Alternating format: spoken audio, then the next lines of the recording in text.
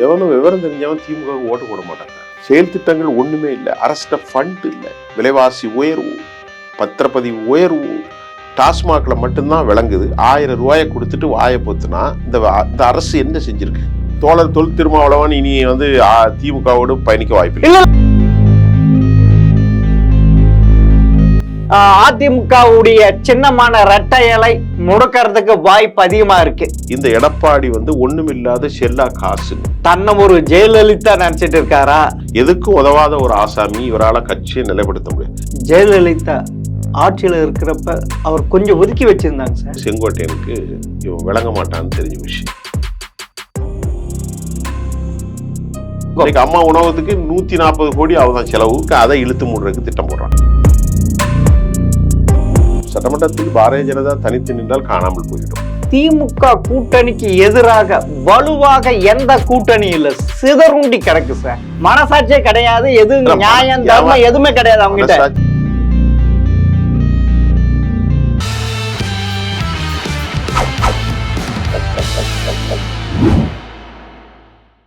GeM TV நேயர்களுக்கு வணக்கம். அரசியல் ஆடுகள பகுதி மூத்த பத்திரிகையாளர் சுபையான் அவர்கள் சந்திப்பாங்க. வணக்கம் சார். குட்டிக்கண்ணன் சார், எப்படி இருக்கீங்க? நல்லா இருக்கேன் சார். மலை போல செய்திகளை வைத்திருப்பீர்கள். இல்ல சார், நீங்க தான் சார், நீங்க சீனியர். எல்லாமே உங்ககிட்ட இல்லாதது என்கிட்ட இருக்க போது சார். என்ன நம்ம எப்படி போலாம்? இன்னைக்கு தமிழ்நாட்டும் ஒரு குழப்பம், தேசிய அளவிலும் குழப்பம். குழப்பத்திற்கு இடையில் என்ன குழப்பத்தை நம்ம முதல்ல பேச போறோம்? தமிழ்நாடு இப்ப பாத்தீங்கன்னா தேசிய கல்விக் கொள்கை, புதிய கொள்கைக்கு மும்மொழி திணிப்பு, அதனால திமுக கூட்டணி வலுவா இருக்கிற எல்லாரும் கைகோர்த்து தூக்கிட்டாங்க. அதற்கு எதிராக இருக்கக்கூடிய அதிமுக எந்த நிலைமையில இருக்குன்னு தெரியல. ஆனா வேலூர்ல நடந்த இளம் பெண்கள் பாசறை, இளைஞர் பாசறையில எடப்பாடி வீர ஆவேசமாக மெகா கூட்டணி அமைப்பே அப்படின்னாரு. 2024 பாராளுமன்ற தேர்தல் கூட மெகா கூட்டணி அமைப்புனாரு. கடைசியில என்னது, கடை விரித்திருந்தேன் கேட்பாரும் யாரும் இல்லை. அந்த நிலைமைக்கு அதிமுகவை கொண்டு வந்து விட்டுட்டாரு.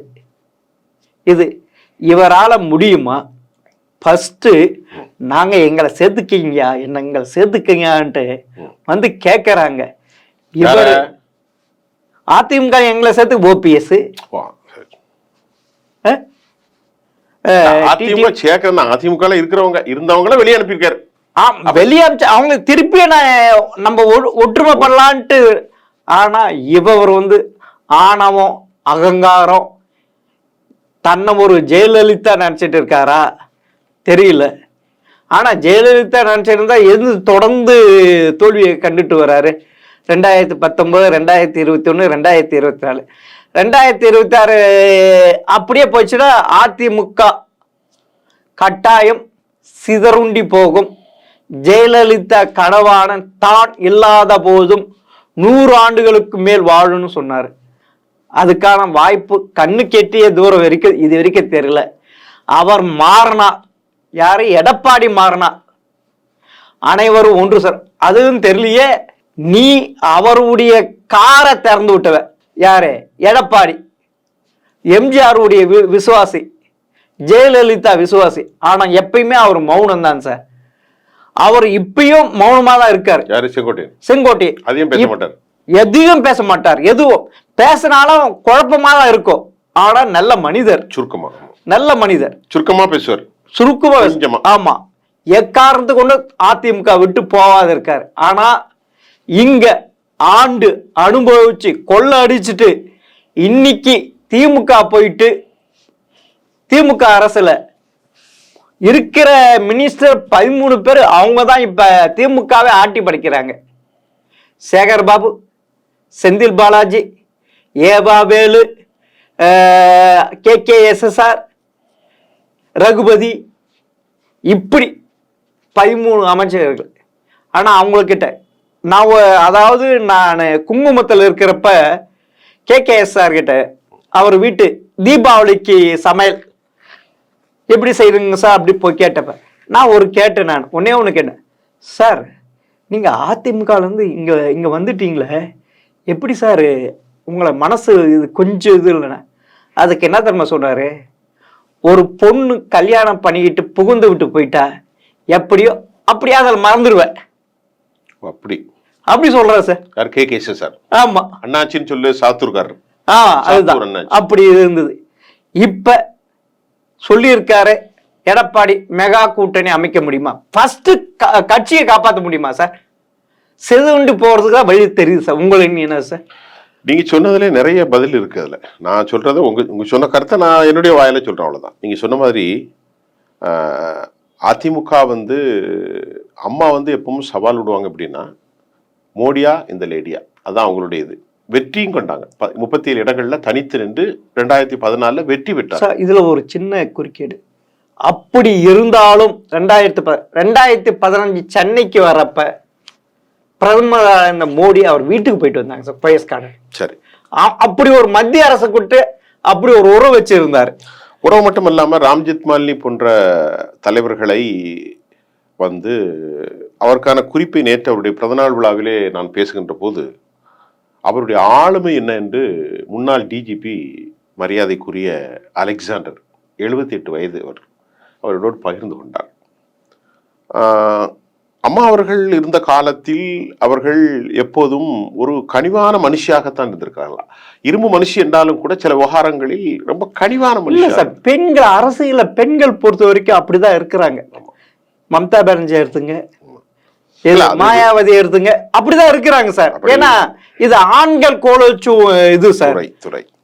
பெண்கள் ரேரதான், அப்படிதான் அவங்கள இருக்கணும். அப்படி இருக்கும்போது அதிமுக அம்மாவுடைய தலைமையிலே ராம்ஜெத்மாலினி மட்டுமல்லாமல் முக்கியமாக டெல்லியிலிருந்து ஜார்ஜ் பெர்னாண்டஸ் போட்ட தலைவர்கள், முன்னாள் நிதியமைச்சராக இருந்தாலே அவருடைய பேர் எனக்கு மறந்து, பிஜேபியினுடைய நிதியமைச்சர் இல்ல பிஜேபியினுடைய நிதியமைச்சராக இருந்தார் அவரு. இப்படி முக்கியமான ஆளுமைகள் எல்லாம் அம்மாவுடைய வீட்டிற்கு கதவை தட்டக்கூடிய அளவில் அந்த இடத்தில் இல்லாமல் நான் கூட்டணியோடு அமைப்பேன் என்று முதலில் எடப்பாடி சொல்வதே அவருடைய தோல்வியும் பலவீனத்தையும் காட்டியிருக்கிறது. நாம பேசணும் ஒரு வாரத்துக்கு 4 நாளைக்கு முன்னாடி, ஒரு வாரத்துக்கு முன்னாடி இந்தியா டுடே, அது சரியான கருத்தோ தப்பான கருத்தோ அதை விட்டுருங்க. ஒருவேளை பெய்ட் ஜேர்னலிசமா இருக்கோ, திமுகவுக்கு ஆதரவாக 5% ஏறி 52% அதெல்லாம் விட்டுருங்க. அதிமுக வலுவிழந்து இருக்கிறது என்பது உள்ளங்கையில் நெல்லிக்கனி. உள்ளங்கையில் நெல்லிக்கனி என்பது எப்படி பார்த்தால் கையிலே ஒரு நெல்லிக்கனியை வைத்தால் ஒரு சந்தேகம் இல்லையோ, அப்படித்தான் அதிமுக நாசமாகி போய்விட்டது என்பது எந்த விதம். ஆமா, இது வரைக்கும் நடந்த தேர்தல் உடைய சதவீதம், வாக்கு சதவீதம் அதுக்கு இடையில 21, 42 விட்டுட்டு போனாங்க, 21 18 போகுது, 18 19 போகுது. பிஜேபி ஒரு 3% கூடிக்குதான் சொல்றாங்க. அதை விடுங்க. இப்போ ஐயா நம்ம கட்சி இவ்வளவு மோசமா இருக்கு அப்படின்ட்டு எடப்பாடிட்ட போய் சிவி சண்முகம், நத்தம் விஸ்வநாதன், முக்கியமான தலைவர் வேலுமணி, தங்கமணி, ஒரு 5 பேர் போய் பேசுறாங்க. அதெல்லாம் எல்லாம் ஒழுங்கா தான் இருக்குன்ட்டாரு. அமித்ஷா ஏற்கனவே கூப்பிட்டு லீலா பேலஸ்ல கூட்டணி வைக்கணும், அதெல்லாம் இல்ல 2021 சட்டமன்ற தேர்தல் நடந்துச்சா. இப்ப 3வது செங்கோட்டையனுக்கு இவன் விளங்க மாட்டான்னு தெரிஞ்ச விஷயம். செங்கோட்டையன் கவுண்டர் சமூகத்தை சேர்ந்தவர். முதல்ல அம்மாவுடைய இந்த வரவுக்கு செங்கல்பட்டுல இருந்து அந்த அவருடைய பிரச்சாரத்துக்கு ரொம்பவே உதவி செஞ்சார். எம்ஜிஆருடைய காலத்திலே ரொம்ப வலுவானவர். நீங்க சொன்ன மாதிரி அதிகமா பேச மாட்டார், சலசலப்பான ஒரு அரசியல்வாதி அல்ல. இப்ப அவருக்கு தெரிஞ்சிட்டு இனி இந்த கடை விளங்கவே செய்யாது சார். உன்னங்கட்டா ஜெயலலிதா ஆட்சியில இருக்கிறப்ப அவர் கொஞ்சம் ஒதுக்கி வச்சிருந்தாங்க சார். அது அவர் செஞ்ச சில இதுக்கெல்லாம் ஒதுக்கி வச்சிருந்தாங்க. இதெல்லாம் அப்பவும் அதிமுக தான் இருந்தார். இப்ப அவருக்கு தெரியுது இந்த எடப்பாடி ஒண்ணுமில்லாத செல்லா காசுன்னு, எதுக்கும் உதவாத ஒரு ஆசாமி, இவரால் கட்சியை நிலைப்படுத்த முடியாது. அதுதான் ஒரு பத்திரிகை எழுதியிருக்கு நம்ம தமிழ்நாட்டில். எப்படி எழுதியிருக்காங்கன்னா, எவ்வளவு காலம் இவன் பணத்தையே கொடுத்து கட்சி நடத்துவான் அப்படின்னு கேள்வி கேட்குது. இல்ல, பணத்தை கொடுத்து கட்சி நடத்தும், தன்னுடைய பணத்தை காப்பாத்துறதுக்கு இப்படி இது பண்றாரு. இல்ல, அவங்க என்ன அந்த பத்திரிகை கேள்வி என்னன்னா, எல்லோருக்கும் பணத்தை கொடுத்து வாயடைச்சிடுறது. இப்போ முனுசாமியிலேருந்து இவனெல்லாம் பேசி ஜெயக்குமார் இவனெல்லாம் பேசுறாங்களே, இவனுக்கு என்ன வெற்றியை கொடுத்தான் தமிழ்நாட்டில்? எவ்வளோ பைத்தியக்காரன்! ஒரு அதிமுகங்கிற ஒரு பெரிய இயக்கம் சார். அது இன்னைக்கு தொண்டர்கள் சார், தொண்டர்கள் அது மட்டும் இல்லாம கனிமொழிட்ட போய் கேட்டா கூட ஜெயலலிதாக்கு ஈக்குவலா யாருமே கிடையாதுங்க. இரும்பு பெண்மணி என்றாங்க எல்லாரும் சொல்லுவாங்க. எல்லாமே ஸ்டாலின் கூட சொல்றாரு ஒரு சட்டமன்றத்துல பேசும்போது கூட, தனிப்பட்ட முறையில அவர்கள் நான் வாழ வேண்டும் என்று வாழக்கூடாது என்று சொல்லவில்லை, ஆளக்கூடாது என்று தான் சொல்கிறோம் சொன்னார். அது எதிர்கட்சி சொல்லுவாங்க. அது மாதிரி அம்மாட்ட போய் கேட்டா அம்மா சொல்லுவாங்க நாங்கள் அவர்கள் வாழக்கூடாது என்று சொல்லி, அது எதிர்கட்சி சொல்றது. ஆக அப்படிப்பட்ட ஒரு நன்மதிப்பை பெற்ற ஒரு மிகப்பெரிய ஆளுமை சர்வதேச அளவத்தில் புகழ்பட்டாங்க. அவருடைய திட்டங்களை பார்த்தீங்கன்னா தொட்டில் திட்டங்கள், அம்மாவுடைய குடிநீர்கள், அம்மாவுடைய சாதனைகள், அம்மாவுடைய மழைநீர், இப்படி சொல்லி கொண்டே ஆடு மாடு, தாலிக்கு தங்கம், குழந்தை பொம்பளை பிள்ளைகளுக்கு 50,000 ரூபாய் டெபாசிட், அந்த லேப்டாப், மடிக்கணினி, சைக்கிள், அம்மா உணவகம். அம்மா உணவகத்துக்கு 140 கோடி அவதான் செலவு, 20 கோடி தான் கிடக்கான், 120 கோடி ரூபா நஷ்டங்கிறான் திமுக அரசு. அது சாராயம் குடிச்சு நாசமா போற அவன் தான் வந்து இங்க வந்து 4 பேர் சாப்பிடுறான். அப்போ 46,000 கோடி சம்பாதிக்கிற திமுக அரசாங்கத்துக்கு 100 கோடி ரூபா நஷ்டமா. அவ்வளவு பேரும் சாப்பிட்றான். இல்லாதவர்கள், எளியவர்கள், வலிமையானவர்கள், வலிமையற்றவர்கள், ஐடியில் ஒர்க் பண்ணுற ப்ரொஃபஸர்ஸ், ட்ரேட் சென்டர் வச்சிருக்கிறவன், கூலிகள், மீனவர்கள், யாசிப்பவர்கள், அனாதைகள், பெண்கள், ஊனமுட்டவர்கள் எல்லாரும் சாப்பிடக்கூட இந்த அம்மா உணவகத்தில் 140 கோடி அரசுக்கு செலவிடுது. 120 கோடி தான் கையில் நட்டமாகுது, 20 கோடி தான் லாபம் கிடைக்குன்னு சொன்னால் இது வந்து சர்வீஸ் ஓரியன்டான பிளான் அல்லவா? பசிப்போர்களுக்கும் யாசகர்களுக்கும் இல்லாதவர்களுக்கும் கொடுப்பதான திட்டம். கோயிலில் அன்னதானம் போடுறவன் அன்னதானம் எதுக்கு லாபத்தை கருதியாக போடுறோம்? ஏன்? பசிப்போர்கள்லாம் திண்டு போகுது. அந்த அடிப்படையில் அரசு அம்மான்னு ஒரு திட்டம் கொண்டு வந்திருக்கு, அதை இழுத்து மூடுறதுக்கு திட்டம் போடுறான். சரி, இப்போ எடப்பாடி நீங்கள் அடிக்கடி சொன்ன மாதிரி எடப்பாடி ஏதோ ஒரு யுக்தியில் இந்த கட்சியை காலி பண்ணுவேங்கிறது தான் திட்டம். இல்லை, அவருடைய நடவடிக்கை பார்த்தா அப்படிதான் இருக்கு சார். உலகத்தில் எல்லா தலைவர்களும் என் கட்சிக்கு வாங்கோ அப்படின்னு கூப்பிடுவாங்க. அம்மையார் செல்வி ஜெயலலிதா அவர்களை விட ஆளுமை யாரும் இல்லை. அவர்கள் கூட வானளாவிய அதிகாரம் இருக்கிற சட்டமன்றத்தில் 1987 PH பாண்டியன் அவருக்கு எதிராக நடவடிக்கை எடுக்கின்ற போது அவரை கட்சியில சேர்த்துக் கொண்டார். ஆர்.எம். வீரப்பனை கட்சியில் சேர்த்துக் கொண்டு அழகு பார்த்தார். இன்னைக்கு இருக்கக்கூடிய அவ்வளவு பேரும் அப்படித்தான். அசிங்கமாக பேசக்கூடிய காளிமுத்தும் கூட வந்தார். எல்லாருமே வந்தார்கள் அசிங்கமாக பேசக்கூடியவர். அவர்கள் அப்படி நினைக்கவில்லை. அரசியல் என்றால் இப்படித்தான் இருக்கும், அரசியல்னால் இப்படித்தான் முடியும். 2096 தோற்கடிக்கிட்ட போது கருணாநிதிக்கு ஒரு வாய்ப்பு கிடைத்த போது 2008 அவர் மாபெரும் வெற்றி பெற்றார். கோவை குண்டுவெடிப்பு நடந்தது, தவறாக பதிவு செய்தார் 1998. ஆமா, அதுக்கோசம் அந்த கூட்டணி வைக்கிறதுக்கு என்ன போனாங்க? இது ராமதாஸ் வீட்டுக்கு போனாங்க சார், வைகோ வீட்டுக்கு போனாங்க சார். அதை நான் திருப்பி சொல்றேன். 1991 அம்மா ஆட்சிக்கு வராங்க, 96 ஆட்சி இழக்கிறாங்க செல்வி ஜெயலலிதா, 1998 கோவை குண்டுவெடிப்பு நடக்கு. அதற்கு பின்பு நடைத்தேர்தலில் வந்து அவங்க வெற்றி பெறாங்க. நாடாளுமன்ற தேர்தலில் திமுக வெற்றி பெற்றாங்க. நீங்க சொன்ன போறதான் வைகோ அவர்களையும் சரி, பாமக அவர்களும் சரி, எல்லா இடதுசாரிகளையும் இணைக்கிறாங்க. வீட்டுக்கு போறாங்களா?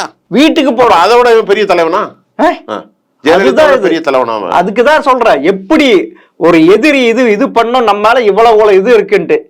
சரி சார், அப்படி அவர் இல்ல பெரிய தலைவர் என்று எடப்பாடி அவர்கள் நினைத்து கொண்டால் அவர் இந்த 10 முறை இந்த தலைவன் ஏன் நிரூபிக்க முடியல மக்கள்கிட்ட? 11ஆம் முறை விக்கிரவாண்டியில் ஏன் போட்டியிடல? 12ஆவது முறையா ஈரோட்டில் போட்டியிடல? 13ஆம் முறை நீ எப்படி ஜெயிப்பாங்கிறதா இன்னைக்கு செங்கோட்டையன் அவர்களுடைய கொந்தளிப்புக்கும் சலசலப்புக்கும் காரணம். சார், அந்த செங்கோட்டையன் தான் பண்ணிட்டாருன்ட்டு அவரை இப்ப வந்து தேர்தல் பொறுப்பாளர் போட்டிருக்காங்க. அதுல அவர் பேரை காணும் சார்.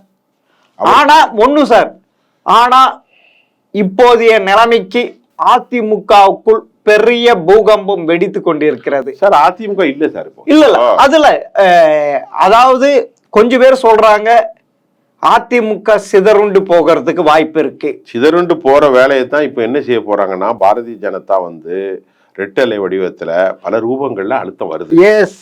இப்ப இவரு சிலுவை பாலத்திலே ஜெயிக்க முடியாத நம்ம எடப்பாடி ரெட்டலை போயிட்டுனா இல்ல சார். இப்ப ரெட்டலை எப்படி போகும்னா, இப்ப ஹைகோர்ட் வந்து தேர்தல் கமிஷன் கிட்ட நீங்க விசாரிச்சு முடிவு எடுங்க சொல்லிட்டாங்க. இவங்க எல்லாரும் ஃபைல் கொடுக்குறப்ப நாங்க பொறுமையா பார்த்துட்டு வர்றேன்னு சொல்லிட்டு சார் ரெட்டலையே முடிக்கிடுவாங்க சார். ரெட்டலை சம்பந்தமா ரெட்டலையே முடிக்கிடுவாங்க. இப்ப பாருங்க, அதுக்கேற்ற மாதிரி தேர்தல் கமிஷன் இருக்காரு. எவ்வளவு ஞானேஷ்குமார் இப்ப புதுசா பதவி ஏற்றிருக்காரு. அதெல்லாம் இவங்க ஆள்சார் அவர்களா? ஞானேஷ்குமார்லாம் இல்ல, பிஜேபிக்கு வேண்டப்பட்டவர். ஏன்னா காஷ்மீர்ல 370 எடுக்கிறதுக்கான அதுக்கெல்லாம் இது போட்டாரு, டிராப்ட் போட்டது ஞானேஷ். அதே மாதிரி அயோத்தியில் ராமர் கோயில் அந்த ட்ரஸ்ட் உருவாக்குது அவர் தான். அவர் யாரு? அவர் யாரு? அயோத்தியில ராமர் கோவில் ட்ரஸ்ட் உருவாக்குவதற்கு ஒருவர் வேலை செய்யறாரு. ஆமா 370 ஆப்ரிகேட் பண்றதற்கு தெளிவான வழிகாட்டுதலை டிராப்ட கரெக்டா அது செய்யறாரு. அவர் யாரு? பிஜேபி ஆதரவு. இதுல என்ன சந்தேகம்? இதுல என்ன பிரச்சனை? அப்ப அந்த ஞானேஸ்வரர் வந்து யாருடைய சொல்ல கேட்பாரு? யாரு? மத்திய அரசை சொல்ல கேட்பாங்க. அப்ப எடப்பாடி திமிரு பிடிச்சி எப்படி மோடிட்டு தப்ப முடியும்? ஒண்ணு அது இல்ல இல்ல, அதுதான் ஒரு வேலூர்ல பேசுறப்ப பொதுக்கூட்டத்தில் பேசுறப்ப கொள்கை வேறு கூட்டணி வேறுன்ட்டார். அதுல பாத்தீங்கன்னா அப்பனா அதிமுக கூட கொஞ்சம் போலாமான்ட்டு ஒரு சின்ன இது இருக்கு. ஆனா உண்மையில நீ பிஜேபி கூட இது இல்லைன்னா இப்போதைக்கு சார் இது வரைக்கும் அடுத்த மார்ச் வரைக்கும் சார் அதிமுகவுடைய சின்னமான இரட்டை இலை முடக்கிறதுக்கு வாய்ப்பு அதிகமா இருக்கு. அதுல எந்த ஒரு மாற்றமும் இல்லை. அதாவது என்னுடைய விஷயம் என்னன்னா, சரியாக இருந்தால் பாரதிய ஜனதா தமிழ்நாட்டில் தனித்துவமாக ஒரு 11% வாக்கு இருப்பதாக சொல்லப்படுது. பாரதிய ஜனதா அந்த கூட்டணி 21% பெறுவதாகவும் சொல்லப்படுது. கூட்டணினா எல்லாம் சேர்த்து பாமக மகலாம், அதை விட்டுருங்க. ஆனால் சட்டமன்றத்தில் பாரதிய ஜனதா தனித்து நின்றால் காணாமல் போயிடும் சார். அது ரைட் சார். ஆனா இல்ல இல்ல, இவங்க எல்லாருமே சொல்றாங்க, சில பேரு பாராளுமன்றத்துல 2019 2027 வாஷ் அவுட், 2019 39 38 ஜெயிச்சு. ஆனா 2020 சட்டமன்ற தேர்தல் சார் இதே பிஜேபி கூட பாமக அப்ப விஜயகாந்த் கட்சி கூட்டணி இல்ல சார். ஆனா 76 இடம் ஜெயிச்சாங்க. 10 வருஷம் ஆன்டி இன்கம். அதாவது பாராளுமன்ற தேர்தல் வேற. பாராளுமன்ற தேர்தலில் 76 சீட்டுங்க எவ்வளவு பெருசு. ஆமா, பாராளுமன்ற தேர்தல் மோடி வேணுமா இதுன்ட்டு. இப்ப சட்டமன்ற தேர்தல் இப்ப 2026 தேர்தலில் ஸ்டாலின் வேணுமா வேணாம், அதுதான் சார் தேர்தல். அப்படி இருக்கிறப்ப எவனும் விவரம் தெரிஞ்சவன் திமுக ஓட்டு போட மாட்டான் சார். ஒரு அறிவாளியா இருக்கணும் இங்க தமிழ்நாட்டுல, மனசாட்சியோடு திமுக ஓட்டு போட மாட்டான். ஓட்டு போடுறதுக்கு காரணம் இல்லையா? பாலியல் பலாத்காரம், சின்ன பிள்ளைகளை கேட்டா அரசு பதில் சொல்ல மாட்டாங்க. சாராயத்தை குடிச்சு 100 பேர் செத்து போயிட்டான் 2 ஊர்லயும் சேர்ந்து. கள்ளக்குறிச்சியிலையும் செத்து போனா, மரக்கணத்திலையும் செத்து போயிட்டான். ரோட்ல அரசியல் படுகொலைகள். என்ன செயல் திட்டங்கள் ஒண்ணுமே இல்லை. அரசு ஃபண்ட் இல்லை. விலைவாசி உயர்வு, பத்திரப்பதிவு உயர்வு, டாஸ்மாக்ல மட்டும்தான் விளங்குது. 1000 ரூபாயை கொடுத்துட்டு வாயை போத்துனா இந்த அரசு என்ன செஞ்சிருக்கு? ஒரே ஒரு அரசு நல்ல செஞ்சிருக்கு சார். அது பெண்களுக்கு உரிமை தொகை சார், அதை வச்சு என்ன சார் ஒரு நாளைக்கு 30 ரூபா சார். சார் அதுதான் சார். இல்ல சார், அதுதான் சார் அவங்களுடைய கோட்டை கனவு. அப்புறமா கூட்டணி ஒண்ணு வேணாம் சார். அந்த சமூக நல திட்டங்களும் இதுதான் சார் அவங்களுடைய கோட்டை கனவு. ஜார்ஜ் கோட்டை பிடிக்கிறதுக்கு அவங்களுடைய கோட்டை இதுதான்.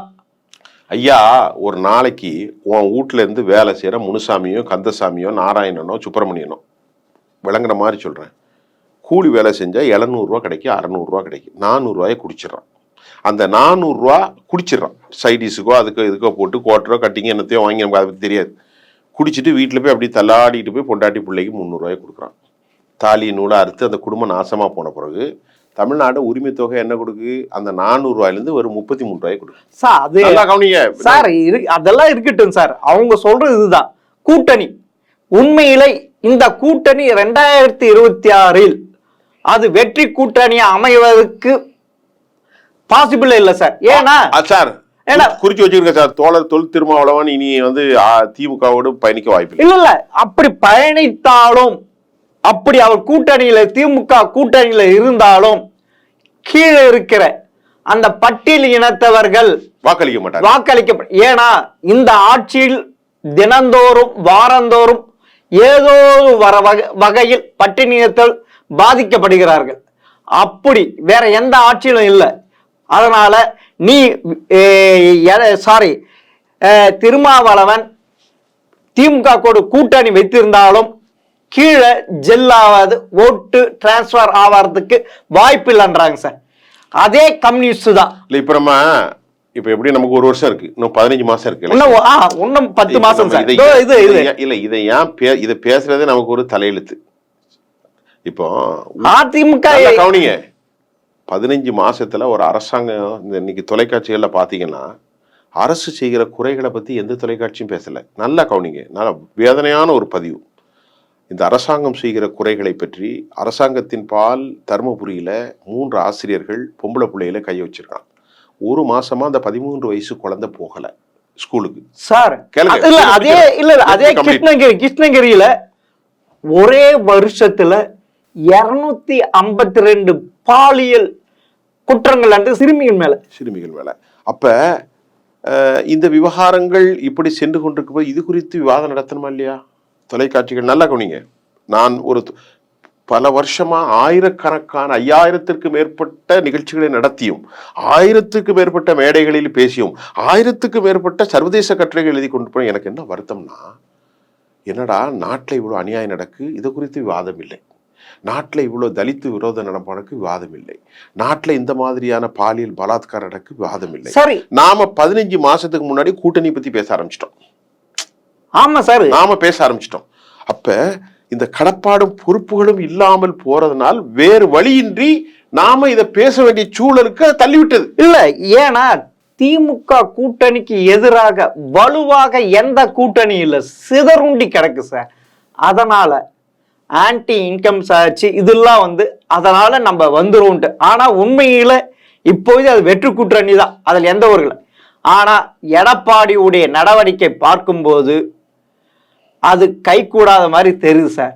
ஆனா எடப்பாடி தன்னை திருத்தி கொண்டு பிஜேபி, பாமக, விஜயகாந்த், புதிய தமிழகம், ஜான் பாண்டியன் இவங்க கூடலாம் கூட்டணி வச்சு சந்திச்சால் 2026 தேர்தலை சட்டமன்ற தேர்தல் கட்டாயமாக டஃப் தான் சார்.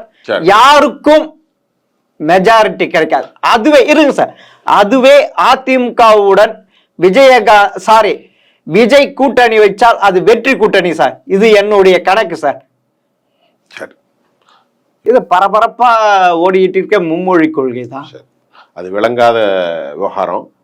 1967 திராவிட முன்னேற்ற கழகம் ஆட்சிக்கு வருவதற்குத்தான் அன்றைக்கு இருக்கக்கூடிய களப்பதிவில் 60 ஆண்டுகளுக்கு முன்பு நடந்த சம்பவம் இது. 65 நடந்த இந்தி எதிர்ப்பு போராட்டம் இப்ப அது விக்குமா? இப்போ 65 நான் என்ன கேக்குறேன், வார் பிளைட் 65 உள்ள பிளைட்டை கொண்டு 2024 யூஸ் பண்ண முடியுமா? முடியாது. அந்த மாடல் வேறு, இந்த மாடல் வேறு. திமுக பைத்தியக்காரத்தனமா போயிட்டு இருக்காங்க. இன்னைக்கு காலையில கூட செய்திகள், சில மாணவர்கள் மும்மொழி எதிர்ப்பு எனக்கு புரிய மாட்டேங்குது சார். அதே மாணவர்கள், நான் ஒண்ணு சொல்லுங்க சார், அண்ணா பல்கலைக்கழகத்தில் ஒரு மாணவி பாலியல் இதுக்கு அங்க இருக்க மாணவர்கள் பொங்கினாங்களா? நம்ம மாணவி, நம்மளோட கல்லூரி மாணவி, நம்ம யூனிவர்சிட்டி ஏதாவது செஞ்சா யாரோ எதுக்கோ நடந்த அப்படி இருக்க இன்றைய இளைஞர்கள் அப்படிதான் இருக்கு. வேணும்னா சில பேர் இந்த கம்யூனிஸ்ட்ல இருக்கிற SFIA மாணவர் அமைப்பு அவங்க தான் நடத்துவாங்க தவிர 65 தனியா போராடினாங்க மாணவர்கள். அதுல அண்ணா சப்போர்ட் தான் பண்ணாத தவிர அண்ணா திமுக அதை முன்னுண்டு நடத்தல சார். அந்த இந்திய எதிர்ப்பு போராட்டத்தை அதனுடைய வரலாறு அப்படிதான் சொல்லுது. 65 நாங்கள் ஆதரவு தருகிறோம் அப்படிதான் சொல்லி இருக்காரு. ஆனா இப்ப அதே மாதிரி நடக்கிறதுக்கான வாய்ப்பு இல்லைன்ற. ஏன் ஹிந்தி படிச்சா என்ன அப்படிதான் கேட்கிறாங்க. அவங்க வீட்டு பிள்ளைகள் படிக்கலாம். திமுக ஆளுகின்ற அமைச்சர்கள் நடத்தக்கூடிய பள்ளிகள், அவங்களுடைய MLAக்கள், மந்திரிகள், அவங்க கட்சி உறுப்பினர் எல்லாம் படிக்க, நாங்க படிக்க கூடாதா? அப்படிதான் கேட்கிறாங்க. நிச்சயமாக அதாவது ஒரு கேவலமான ஒரு அரசியல் தமிழ்நாட்டில் சென்று கொண்டிருக்கிறது. இன்னைக்கு நம்ம 2 விஷயத்தை தெளிவா பேசியிருக்கோம். தமிழ்நாட்டில் இருக்கக்கூடிய சாபக்கேடை குறித்து பேசியிருக்கோம். ஏன்னா திமுக உடைய நடவடிக்கைகளும் அதை எதிர்த்து கேட்பதற்கு நாதியற்ற எதிர்க்கட்சிகளாக மாறி வருகிறார்களா? குறிப்பாக அதிமுக, குறிப்பாக ஏன்னா திமுக அடுத்த எதிர்கட்சி இது. ஏன்னா தமிழகத்தை அதிக முறை ஆண்ட கட்சி திமுக கூட இல்ல. அப்படி இருக்க அந்த அதிமுக இன்னைக்கு சிதறண்டு போயிருக்கு. அந்த ரத்தம் ரொம்ப கொதிச்சு போயிருக்கு. ரெட்டையில முடிஞ்சு போச்சுன்னா முடிஞ்சு போச்சு. அதிமுகவுடைய வாழ்க்கை முடிஞ்சு விடும். ஆமா, எடப்பாடி கையில தான் இருக்கு. எடப்பாடிக்கு தெரியுமா இல்லன்னு தெரியல இந்த எலெக்ஷன்ல. ஆனா பாஜக விட்டுறாரு சார். பாஜக விடுற மாதிரி இல்ல. அது விடுவான். எப்படி அந்த ரெட்டால வச்சுட்டு கொஞ்சம் கொஞ்சமா இழுத்துருவான். ஒரு விஷயம் சொல்லிடுறேன், மண்ணின் மைந்தர்கள்ல ரொம்ப வலுவான ஒரு சக்தி பால் தாக்கரே. பால் தாக்கரேன்ற எவ்வளவு பெரிய சக்தி, மகாராஷ்டிரா அந்த சக்தி இன்னைக்கு இருக்கா? இல்ல. அவ பையன் எங்க இருக்காரு? உத்தவ் தாக்கரே இல்ல. 39 வயசுல எம்பியான நம்முடைய மராட்டிய வைந்தர்கள்ல முக்கியமான சரத்பவாருடைய கட்சி இப்ப எங்க இருக்கு? ஆமா, இவர்களுக்கு முன்னாலே எடப்பாடி இருந்தார். ஒண்ணுமே இல்லை சார். அது அவங்க எந்த எல்லைக்கும் செல்வாங்க சார். அவங்களுடைய பலம் அது. ஆஹா, நீங்க சொல்லுங்க. வெற்றிக்கு சாமதான பண்ட எதுவுமே பார்க்க மாட்டானுங்க. அதை பத்தி யாரு எதுவும் இல்ல. எனக்கு வெற்றி, நான் எதுக்காலம் செய்வேன். ஓட்டுல நான் வெற்றி பெறணும், அவ்வளவுதான். அவங்களுக்கு கணக்கு அதுதான். பிஜேபி இப்ப பாருங்க, மனசாட்சியே கிடையாது. எது நியாயம் தர்மம் எதுவுமே கிடையாது அவங்க கிட்ட. மனசாட்சி பிஜேபிக்கு இல்ல, எவனுக்கும் இருக்காது. இன்னொன்னு கேளுங்க, நீ இப்போ சொன்னீங்க இல்லையா, தேர்தல் கமிஷன்ல 3 பேர் இருக்கணும். ஒன்னு ஆளுங்கட்சி பிரதமர் இருக்கணும், இன்னொன்னு எதிர்கட்சி ராகுல் காந்தி இருக்கணும், இன்னைக்கு உச்ச நீதிமன்றத்துல இருந்து நீதிமன்றம் இருக்கணும். அதானே சரி? ஆமா, இன்னைக்கு இருக்கா? இப்ப இருக்கா? இல்ல, அத சட்டத்தை மாத்திட்டாங்களே, அமெண்ட்மென்ட் பண்ணியாச்சுல. ஆமா, இல்ல இன்னைக்கு, அதாவது இன்னைக்கு 19ஆம் தேதி எலெக்ஷன் கமிஷன் தேர்ந்தெடுப்பது எப்படின்ட்டு அந்த உச்ச நீதிமன்றத்துக்கு கேஸ் வருது. அதுக்குள்ளேயே பதவி, ஆனா அதுக்கு தடை போடல. நாங்க ஜட்ஜ்மெண்ட் தீர்ப்பு வரைக்கும் எதுவும் இல்லை. அப்போ நீங்க சொன்ன மாதிரி சாமதான தேத பண்டா என்னெல்லாமோ சொன்னீங்களா, அந்த மாதிரி எதுவும் கிடையாது. அதெல்லாம் நம்ம எல்லாம் தூக்கி போட்டாச்சு. ஞானேஸ்வர் குமார். ஆமா, இந்த ஞானேஸ்வர் குமார் தேர்தல் கமிஷன் யார் தெரியுமா நேயர்களே? நம்முடைய அவர் பேர் என்னது, அயோத்தியால ராமர் கோயிலுக்கு வடிவமைத்தவர் இவர் தான். 370 ஆப்ளிகேஷன் காஷ்மீர் சொல்லணும். இன்னொரு விஷயத்த உங்கள்கிட்ட பேசிடுறேன், அது குறித்து நீங்க கருத்து சொல்லணும். மனசு ரொம்ப வருத்தமான விஷயம். கடவுளர்கள் நம்பிக்கை எல்லாத்துக்கும் இருக்கு. அவங்கவுங்க முறைப்படி கடவுளை வணங்குவாங்க. அந்த முறைகள்லே மதங்கள்லே பல பிரிவுகள் அவங்களும் தனியாக பிடிப்பாங்க. இன்னைக்கு கும்பமேளாவில் பல இடங்கள்ல மரங்களாகத்தான் கலந்து போச்சுன்னு பெரிய அளவில் ஒரு மோசமான செய்தி வந்திருக்கு. ஒரு நாள் ஒன்றுக்கு 4 கோடி பேர் 45 கோடி பேர் போடும்போது ஒரு அரசாங்கம் அதை எப்படி சுத்தமாக வச்சிருக்கு? ஒண்ணுமே பண்ண முடியாது சார். இது வேதனை. எந்த மொத்த இயந்திரத்தை அரசாங்கத்துல அந்த செய்தியை பார்த்துட்டு ரொம்ப வருத்தப்பட்டேன். அல்ல இல்ல இதுல மக்கள் அவர்களுடைய மூட நம்பிக்கைன்னு சொல்ல முடியல. ஒரு இது நம்பிக்கை இல்ல, அந்த நம்பிக்கை கண்ண மூடுது சார். அந்த நம்பிக்கையை வேறு விதமாக அரசு சீரலாமோ அப்படின்னு. இந்த தண்ணீரை இப்போ நம்பிக்கை என்பது என்ன? ஒரு சிறு நம்பிக்கை வச்சா நம்பது. கடவுளை பொறுத்தவரை ஒரு நிமிஷம், கடவுளை பொறுத்தவரை 1 ரூபா கொடுத்தாலும் கடவுளுக்கு பொறுத்து தான். 100 லட்சம் கோடி கொடுத்தாலும் கடவுள் நீ மிஸ்டர் குட்டிக்கு என்ன 1 ரூபா தந்தா ஏத்துக்கிட மாட்டேன்னு சொல்லுவாரு. உன் தகுதிக்கு என்னதோ அதை அந்த அரசாங்கம் நல்ல முறையில் பண்ணிருக்கலாமோ? 45 கோடி பேரையும் மலத்தை கலந்து குளிச்சு கண்டாமினேஷன் ஆகி ட்ரின்ல வந்துன்னா ஃபுல்லாவே என்ன தண்ணி அது? இந்த பிரக்யாராஜில் அந்த தண்ணி கங்கை யமுனை நாசமா போச்சு. புராணத்தில் சொல்லுகின்ற சரஸ்வதி சங்கமிக்கும் திரிவேணி. இதை நம்ம நீளமா பேச முடியாது.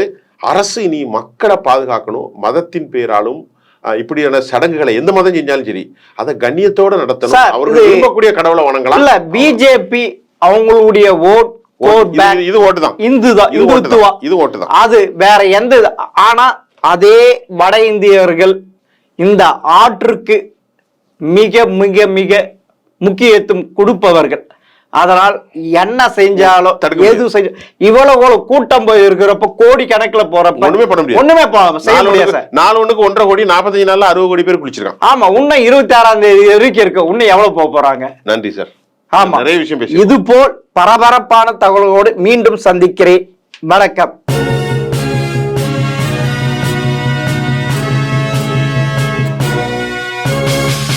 உடனுக்குடன் அப்டேட் தெரிந்து கொள்ள ஜெம் டிவி தமிழ் ஆப்பை இன்ஸ்டால் செய்யவும்.